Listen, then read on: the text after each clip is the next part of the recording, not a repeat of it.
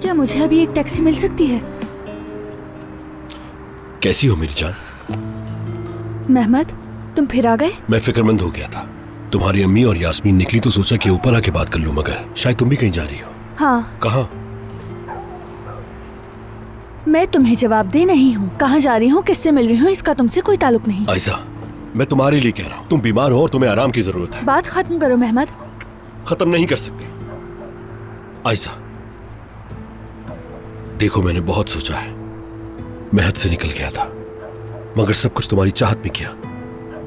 तुम जानती हो कि हमारा एक माजी है और तुम्हारा उसे यूं मिटा देना मुझे बहुत तकलीफ देता है। उसी माजी के तहत अब तक मैं तुमसे बात कर रही हूँ। अगर मुश्किल वक्त में तुमने मेरा साथ ना दिया होता तो तुमसे बात तक नहीं करती मैं। अब मजीद दबाव मत डालो तो बेहतर होगा। सूरत हाल को खराब करने की जरूरत नहीं। अब पहले जैसा कुछ नहीं होगा। ये मंगनी ड्रामा सब खत्म होगा।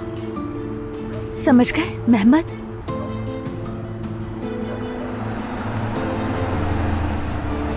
आयशा, रुक जाओ प्लीज, मेरी बात सुनो। आयशा, आयशा।